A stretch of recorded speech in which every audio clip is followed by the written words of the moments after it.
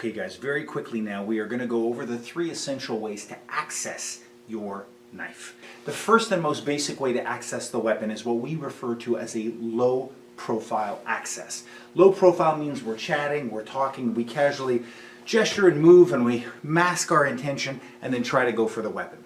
The most important thing to understand about a low profile open is that our body physiologically will produce tells. It will produce so-called aggression cues, physical symptoms of intention.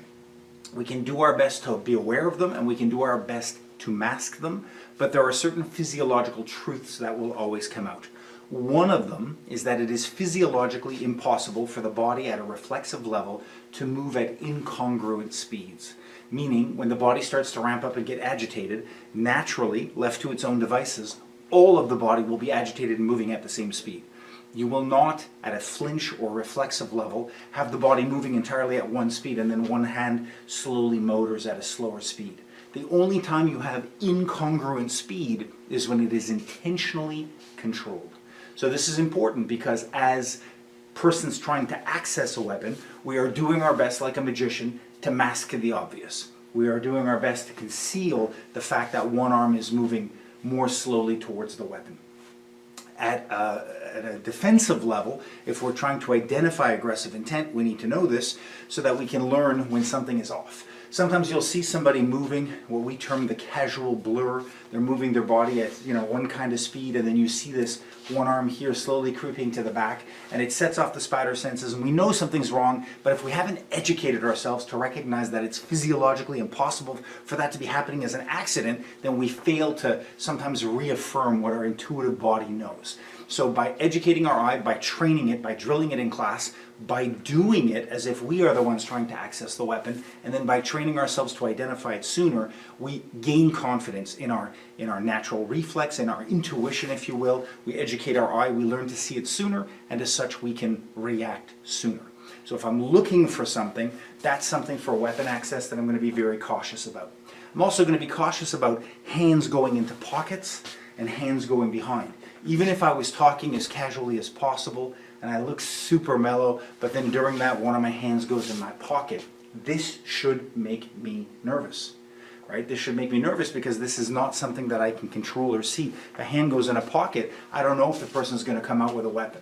In this case, I'm using a Spyderco Karambit.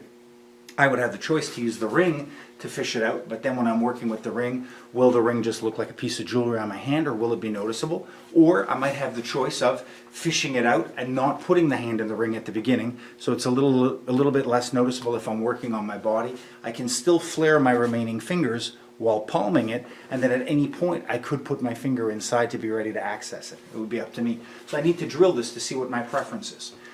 As I start to work, if I'm looking to access the weapon, I need to know that incongruent speed could be obvious to an educated eye. I need to know that putting my hand in a pocket could be obvious to an educated eye. So I try to make my hand speed as consistent as possible. I can move more quickly at one pace, but if I'm moving at a quicker tempo, that wouldn't be when I would go to the weapon, because when I move quickly to the pocket, I have less fine motor control. So I might spurt a little bit more quickly and then at some point slow it down a little bit as I start to gesture to get my hand to that pocket, right? So I want to make sure that I'm decelerating a little bit before the hand goes to the pocket. Because if I'm moving super quickly and super agitated and try to go to the pocket here, you'll see there's often like a double stuff because the hand can't find the pocket.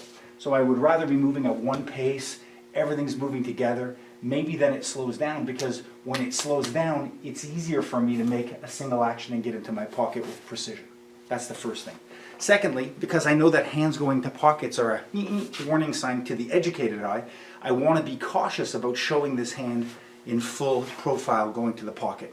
I would rather turn my body so that this back hand is a little bit eclipsed by the gesture of the front hand, and that when my hand goes from visibility to obscurity, I'm going to be cautious of 2 things. One, I'm going to be cautious of winging with the elbow behind the back like that, because this becomes obvious that I'm reaching. So I'm going to try to bring my hand into the lane of my body so that this becomes masked by the profile of my torso.